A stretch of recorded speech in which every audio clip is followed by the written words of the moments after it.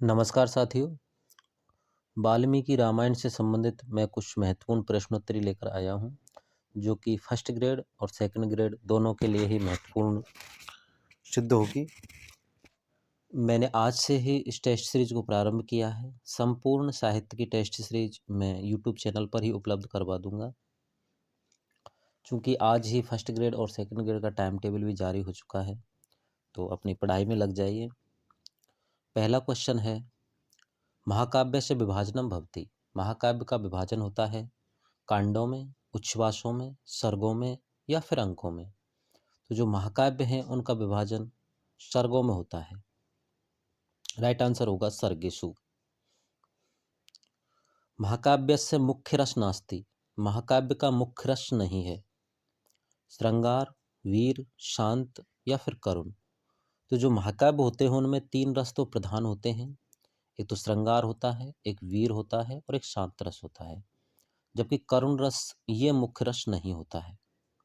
तो comment box में बताइए कि करुण रस जो प्रधान है, करुण रस किस महाकाव्य में है। वैदिक साहित्यस्य लौकिक साहित्यस्य च सेतु रूपेण वर्तते। वैदिक साहित्य और लौकिक साहित्य के सेतु के रूप में है आर्ष साहित्यम, पुराण साहित्यम, व्याकरण साहित्यम या उपनिषद साहित्यम। वैदिक साहित्य का और लौकिक साहित्य का सेतु के रूप में आर्ष साहित्य है, और आर्ष साहित्य के अंतर्गत रामायण आती है और एक महाभारत आती है। रामायण और महाभारत। रामायण के रचयिता महर्षि वाल्मीकि हैं और महाभारत के रचयिता कृष्णद्वैपायन वेद व्यास जी हैं। अगला प्रश्न है, रामायण से रचयिता अस्ति। रामायण के रचयिता हैं, तो जो रामायण है उसके रचयिता महर्षि वाल्मीकि हैं।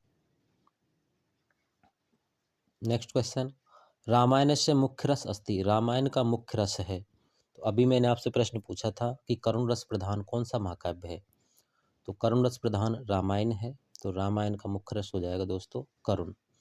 ये करुण रस, क्योंकि इनका बात करें तो जो पहला श्लोक है वो करुणा में ही था। जब ये तमसा नदी के तट पर स्नान करके आ रहे थे, तो उसी समय एक शिकारी के द्वारा क्रौंच नामक पक्षी को मार दिया जाता है। तो ये उस समय करुण रस से युक्त एक श्लोक का गायन करते हैं। श्लोक था, माँ निषाद प्रतिष्ठाम त्वम गमः शाश्वती समः यत् क्रौंच मिथुनादेकम बधि काम मोहितम। ये अनुष्टुप छंद में वध श्लोक था। इसी श्लोक को सुनकर के स्वयं ब्रह्मा जी प्रकट हुए और इन्होंने रामायण लिखने के लिए इन्हें प्रेरित किया। आदि काव्यम अस्ति। आदि काव्य है, तो आदि काव्य के रूप में रामायण है। रामायण ही आदि काव्य है और आदि कवि महर्षि वाल्मीकि हैं। भारतवर्ष से राष्ट्रीय महाकाव्यम अस्ति। भारतवर्ष का राष्ट्रीय महाकाव्य है। भारतवर्ष का जो राष्ट्रीय महाकाव्य है वो है रामायण। अगला क्वेश्चन है,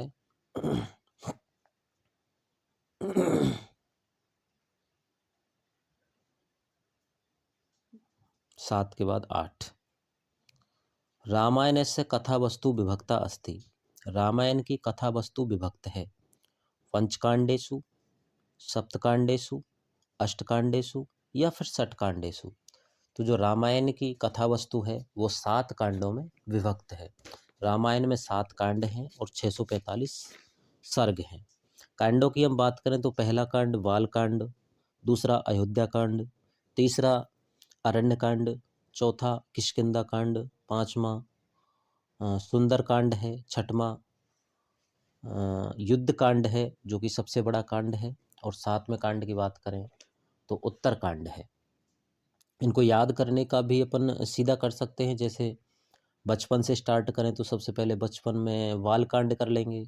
बालक ने जन्म कहाँ लिया, तो अयोध्या नगरी में लिया था भगवान श्री राम ने, तो अयोध्या कांड। इसके बाद अयोध्या कांड से अयोध्या से उनको वनवास मिल गया था, तो वो जंगल में चले गए थे, इसलिए अरण्य कांड हो जाएगा अगला तीसरा कांड। चौथे कांड की हम बात करें, वहाँ इन्होंने बाली, सुग्रीव आदि से भेंट की थी, तो किष्किंधा के रहने वाले थे वो, इसलिए किष्किंधा कांड हम कर लेंगे। उसके बाद उसका हरण हो जाता है माँ सीता का, तो उसे देखने के लिए सुंदर वाटिका में उसको रखा गया था। वहाँ हनुमान जी जाते हैं तो सुंदर कांड हो जाएगा। उसके बाद युद्ध हुआ था तो युद्ध कांड, और लास्ट में आ जाएगा अपन का उत्तर कांड। सबसे बड़े कांड की बात करें तो सबसे बड़ा कांड है युद्ध कांड, और सबसे छोटा कांड हो जाएगा किष्किंधा कांड। अगले प्रश्न पर बढ़ते हैं। सीता स्वयंवरस्य भर्तॄणां विवाहस्य कस्मिन् कांडे वर्णनम अस्ति। जो सीता का विवाह है वो किस कांड में इसका वर्णन हमें मिलता है। तो हम बात करें कि प्राचीन समय में विवाह आदि बचपन में हो जाते थे, तो हम इस प्रकार से याद रख सकते हैं सीता का विवाह है वो बाल कांड से संबंधित है, यानी कि बाल कांड में सीता का विवाह हो गया था। रामस्य जन्म अभवत, राम का जन्म हुआ। यहाँ युगों की बात की जा रही है, यानी किस युग में राम का जन्म हुआ। त्रेता युग में हुआ, या द्वापर युग में हुआ, या कलयुग में, या सतयुग में। तो भगवान श्री राम हैं, उनका जन्म त्रेता युग में हुआ था, त्रेता युग से संबंधित है। कस्य शास्त्र से रामायणम परमम प्रमाणम अस्ति, यानी किस शास्त्र का प्रमाण हमें रामायण में मिलता है। क्या दर्शन शास्त्र से संबंधित है रामायण, या धर्मशास्त्र से संबंधित है, या ज्योतिष शास्त्र का, या साहित्य शास्त्र का। तो सीधा सा धार्मिक बातें हैं इसमें रामायण में, इसलिए धर्मशास्त्र से संबंधित हो जाएगा रामायण, धर्मशास्त्र का। अगला प्रश्न है, रामायण से रचना कस्मिन् छंदसि कृता। रामायण की रचना किस छंद में की गई है। तो जो रामायण की रचना है वो अनुष्टुप छंद में की गई है। इनके मुख से जो निकला था पहला श्लोक मान निषाद वाला, वो भी अनुष्टुप छंद में ही बद्ध था, और उन्होंने रामायण की रचना भी अनुष्टुप छंद में ही की। सर्वप्रथमम लौकिक छंदसाम प्रयोग कृत है। सबसे पहले लौकिक छंदों का प्रयोग कहाँ हुआ है। रामायण में, महाभारत में, ऋग्वेद में, या रघुवंशम में। तो सबसे पहले जो लौकिक छंद हैं उनका प्रयोग रामायण में ही किया गया है। अगला प्रश्न है, रामचरित ज्ञानार्थ वाल्मीकि कवि को वरम अददात। यानी कि रामायण की रचना के लिए वाल्मीकि के लिए किसने वरदान दिया। यहाँ वाल्मीकि कवये इस प्रकार से है, वाल्मीकि कवये को वरम अददात, यानी रामचरित के ज्ञान का वाल्मीकि के लिए किसने वरदान दिया। तो रामायण की रचना के लिए, रामचरित्र के ज्ञान के लिए वाल्मीकि को जो वरदान दिया था वो स्वयं ब्रह्मा ने दिया था। रामायणस्य वेदनाथ विरचित टीका वर्तते। रामायण की वेदनाथ विरचित जो टीका है वो कौन सी है। तो रामायण की जो वेदनाथ विरचित टीका है वो है रामायण दीपिका। इसके बाद हम बात करें रामायण दीपिका, एक रामायण भूषण भी है इसकी टीका, और रामायण भूषण जो टीका है वो गोविंद राज की है, जो 1550 ईस्वी में लिखी थी। इसके बाद जो रामायण तिलकम टीका है ये नागेश भट्ट की टीका है।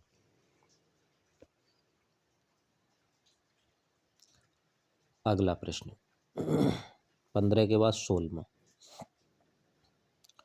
जाते जगति वाल्मीकौ कबीर इति अविधा अभवत इति अविहितम अस्ति। जाते जगति वाल्मीकौ, यानी कि संसार में वाल्मीकि के आने पर ही कवि इस शब्द का उद्भव हुआ। तो यह किसने कहा। इसे कहने वाले हैं विज्जिकाया, यानी कवि शब्द प्रकट हुआ, इसको कहने वाले हैं विज्जिकाया ने ये कहा था। आनंदवर्धनानुसारम रामायणे मुख्य रसो अस्ति। आनंदवर्धन के अनुसार रामायण में मुख्य रस है। तो आनंदवर्धन के अनुसार रामायण का मुख्य रस करुण रस है। इस नाम से हमें कंफ्यूज नहीं होना है, कोई भी और भी नाम दे करके पूछा जाए तो भी करुण रस ही होगा, क्योंकि रामायण में करुण रस ही मुख्य रस है। रामायण से मध्यम कांडो अस्ति। रामायण का मध्यम कांड है यानी कि बीच वाला कांड कौन सा है। तो रामायण में 7 कांड हैं। पहले कांड की बात करें तो वाल कांड हो जाएगा। दूसरा कांड की हम बात करें तो दूसरा कांड अयोध्या कांड है। तीसरा कांड अयोध्या से चले गए अरण्य में, तो तीसरा कांड हो गया अरण्य कांड, अरण्य कांड। चौथे कांड की हम बात करें तो किष्किंधा कांड हो जाएगा, चौथा कांड किष्किंधा कांड। पांचवें कांड की हम बात करें तो पांचवा कांड है सुंदर कांड, सुंदर कांड। और जो छठवां कांड है, पांचवा कांड सुंदर, ये पांचवा लिखा हुआ है, पांचवा कांड सुंदर कांड। इसके बाद छठवें कांड की हम बात करें तो छठवां कांड है युद्ध कांड और सातवां कांड है उत्तर कांड। पुनः देखते हैं एक बार। पहला कांड हो गया बाल कांड, दूसरा कांड अयोध्या कांड, तीसरा कांड है अरण्य कांड और चौथा जो कांड है वो है किष्किंधा कांड, पांचवा कांड सुंदर कांड और छठवां हो जाएगा आपका युद्ध कांड और सातवां उत्तर कांड। तो ये बात की जा रही है यानी कि चौथा कांड कौन सा है, तीन ऊपर और तीन नीचे, तो बीच का कांड हो जाएगा किष्किंधा कांड, यानी कि मध्यम कांड है किष्किंधा कांड। रामायणस्य कस्मिन् कांडे शंभुकस्य वर्णनम अस्ति, शंभुक वध का वर्णन है, यानी शंभुक का वध राम के द्वारा किया गया, ऐसा वर्णन हमें किस कांड में मिलता है, तो ये वर्णन मिलता है उत्तर कांड में।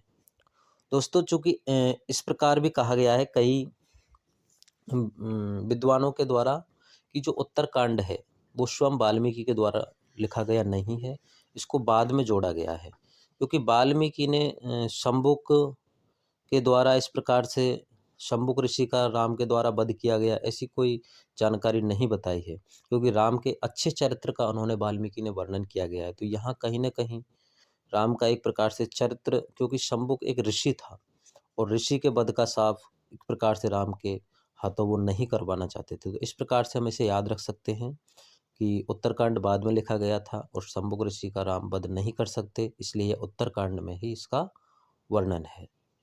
वाल्मीकि अपर अभिधानम अस्ति, वाल्मीकि का दूसरा नाम क्या है, कवि कुलगुरु नहीं, ये तो वाल्मीकि उसका कालिदास का नाम है। सुरगुरु, पद्य वाक्य प्रमाणज्ञ या रस सिद्ध कवीश्वर, तो जो वाल्मीकि हैं उनका दूसरा जो नाम है वो है रस सिद्ध कवीश्वर। आर्ष कवि रूपेण प्रतिष्ठित है, आर्ष कवि के रूप में कौन प्रतिष्ठित हैं, तो आर्ष कवि के रूप में एक तो वाल्मीकि प्रतिष्ठित हैं और इनके अलावा महर्षि जो वेद व्यास जी हैं, कृष्ण द्वैपायन वेद व्यास, वो भी आर्ष कवि के रूप में ही प्रतिष्ठित हैं।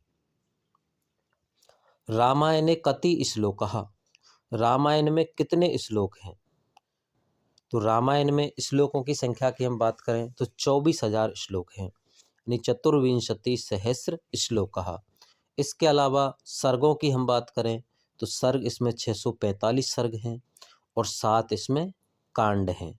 सबसे बड़ा कांड युद्ध कांड और जबकि सबसे छोटा कांड किष्किंधा कांड है। युद्ध कांड में 128 सर्ग हैं जबकि किष्किंधा कांड में 67 सर्ग हैं।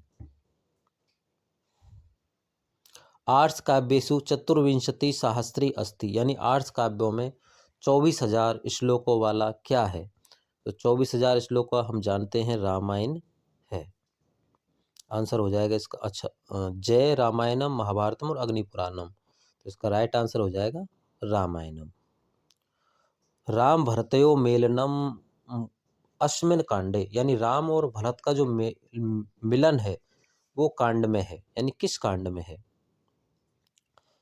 तो भरत राम से मिलने के लिए जंगल में जाते हैं, तो सीधा ही अपन का कौन सा कांड हो जाएगा, अरण्य कांड। राम और भरत का मेल अरण्य कांड में होता है। रामायण से रचना काल है अस्ति, रामायण का रचना काल है तो त्रेता युग हो जाएगा, चूंकि राम का जन्म भी त्रेता युग में हुआ और रामायण का जो युग है वो भी रचना का त्रेता युग ही है। महर्षि वाल्मीकि ना रामायणम वर्णितम, महर्षि वाल्मीकि ने रामायण वर्णित किया किष्किंधा कांडम यावत, सुंदर कांडम यावत, या फिर युद्ध कांडम यावत या उत्तर कांडम यावत, यानी कि महर्षि वाल्मीकि ने रामायण का वर्णन किया है तो रामायण का वर्णन उत्तर कांड तक ही किया है, लेकिन कुछ विद्वान इसको नहीं मानते हैं, लेकिन हमारा राइट आंसर यहाँ उत्तर कांड ही होगा। रामायणे अस्मिन् कांडे अहिल्या शाप विमोचनम वर्णितम, रामायण के किस कांड में अहिल्या के शाप विमोचन का वर्णन है, यानी अहिल्या को जो श्राप दिया था उसकी मुक्ति किस कांड में मिलती है। तो इसको हम सीधा याद रखेंगे। देखो ए चूंकि पहला अक्षर है ए, और पहला हमारा कांड है वाल कांड। तो रामायण में जो अहिल्या के शाप का विमोचन है वो हमें बाल कांड में मिलता है। जटायु रावण युद्धम रामायणस्य कस्मिन् कांडे, जटायु और रावण का जो युद्ध है वो रामायण के किस कांड में है। तो जटायु और रावण का जो युद्ध मिलता है वो जंगल में हुआ था, तो सीधा सा हम कह देंगे अरण्य कांड में ही है। रामायणे हनुमते अगुलीय प्रदान वृत्तांतम अस्मिन् कांडे, रामायण में हनुमान के लिए जो अंगूठी दी गई थी, अंगुलीय कहते हैं अंगूठी को, वो किस कांड में दी गई थी। तो अंगुली की जो अंगूठी थी वो रामायण में हनुमान के लिए सुंदर कांड में दी गई थी। रामायणे हनुमते समुद्र तरणम कस्मिन् कांडे वर्णितम, रामायण में हनुमान का जो समुद्र तरण है वो किस कांड में मिलता है। तो ये भी हमें सुंदर कांड में मिलता है। धन्यवाद दोस्तों। आज के हम टेस्ट सीरीज में 30 ही क्वेश्चन रखेंगे। आज हमारे टेस्ट का पहला दिन ही था और इसमें क्या है, उत्तर भी साथ में ही थे पीडीएफ में, क्योंकि मैंने डायरेक्ट अपने ये खुद मेरे बनाए हुए नोट्सों से संबंधित हैं। तो अगले मैं जो टेस्ट सीरीज रखूँगा उनमें इन आंसरों को भी हटा दूंगा। इनसे क्या है, आपको थोड़ा सा पहले ही मिल जाता है, मेरे बताने से पहले दिख जाता है, थोड़ा कन्फ्यूजन हो जाता है। इसलिए अगली टेस्ट सीरीज में इन उत्तरों को भी मैं हटा दूंगा, क्योंकि अभी मैं घर पर हूँ और जैसे ही मैं जहाँ पर ड्यूटी करता हूँ शीतकालीन अवकाश की छुट्टियाँ चल रही हैं, तो वहाँ जा कर के कंप्यूटर से इनको अपडेट कर दूंगा दोबारा से, फिर से मैं अगली वीडियो बनाऊंगा। धन्यवाद दोस्तों।